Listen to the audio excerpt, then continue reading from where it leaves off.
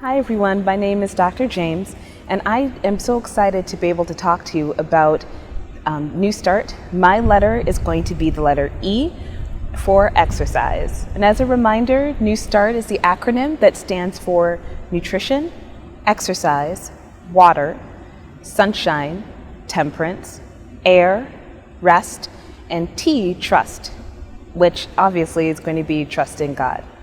And so usually you see a cardiologist or an internal medicine doctor talking about the benefits of exercise.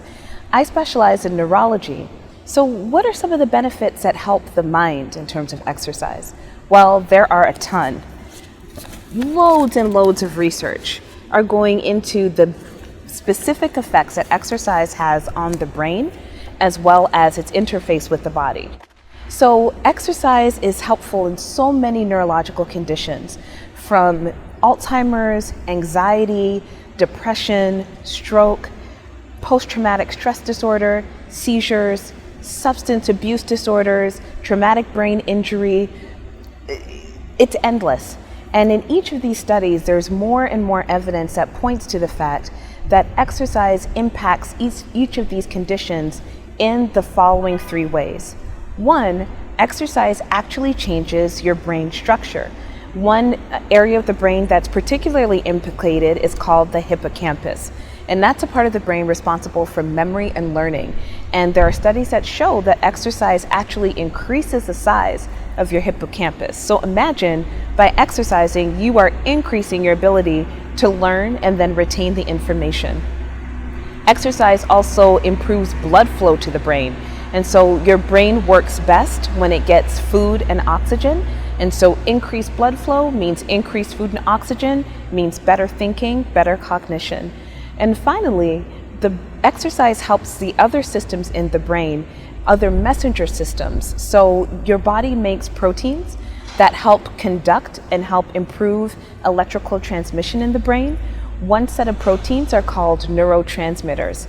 And this group is very important. It includes things like serotonin, dopamine, and some of these neurotransmitters are implicated in not just depression and anxiety, but other disease states like multiple sclerosis, stroke, epilepsy, and movement disorders.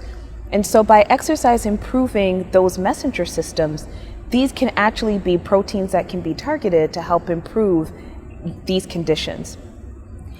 On top of all of those three things, even some of the proteins that your body produces when you exercise then benefits the brain. So exercise directly benefits your brain health, and it's so important to do. So what are the current recommendations? Right now, the American Heart Association and the Center for Disease Control, or the CDC, are all recommending at least 150 minutes a week, so 30 minutes 5 times a week of moderate intensity activity, or 75 minutes of vigorous intensity with at least 2 days of strength training. What does moderate activity include? Walking, cycling under 10 miles an hour, doing some chores. More vigorous activity includes aerobic dancing, running, swimming, singles tennis. Basically any sport, anything that gets you outside, heart pumping, and most importantly, sweating. So you want to just be careful, make sure you speak to your doctor if you have any chronic medical conditions. If you haven't been exercising for a while, that's no problem. Start slow and move from there. And get out and enjoy the abundant life that we've been promised. During this time, remember to social distance, wash your hands, and wear your mask.